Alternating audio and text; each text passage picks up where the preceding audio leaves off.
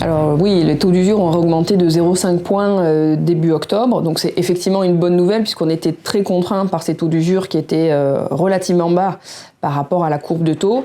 Pour autant, cette augmentation du taux d'usure aura permis une détente du marché de courte durée puisque très rapidement les banques ont elles aussi réaugmenté leurs taux puisque les indices sur lesquels les banques se basent ont eux aussi augmenté ou étaient déjà supérieurs au niveau du taux d'usure. Donc finalement,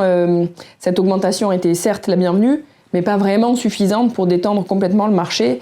puisqu'on a toujours cet effet ciseau qui fait que les banques ne peuvent pas vraiment prêter au taux auquel elles le souhaiteraient, parce qu'elles sont contraintes par ce taux d'usure.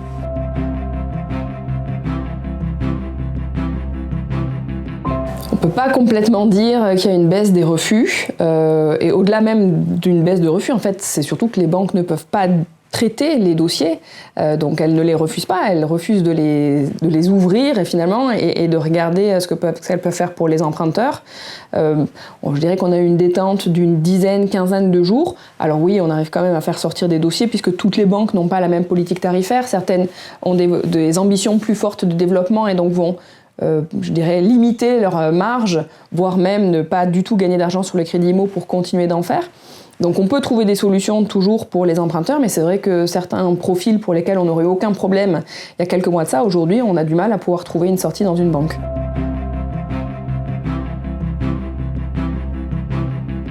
Alors tout va dépendre du montant des travaux qu'ils souhaitent réaliser, puisque si on est sur un budget supérieur à 75 000 €, ce sera fatalement un prêt immobilier, puisqu'un prêt conso ne peut pas être d'un montant supérieur à 75 000 €. Donc là, il y a les avantages que l'on peut trouver dans le prêt immobilier, à savoir une durée plus longue, des taux qui sont malgré tout inférieurs à ceux d'un prêt conso. En revanche, il y aura des frais de garantie qui seront à prendre sur ce prêt immobilier-là, donc soit une hypothèque, soit une caution bancaire. Si on est sur un montant inférieur à 75 000 €, on peut soit quand même faire un prêt immobilier, mais c'est assez compliqué pour les banques d'intervenir sur des montants trop faibles, soit faire un prêt conso, là sur une durée qui sera plus courte, à un taux un peu plus élevé, mais là on n'a pas ce problème de taux d'usure, ou en tout cas dans une moindre mesure, puisque les taux d'usure en prêt conso sont très nettement plus élevés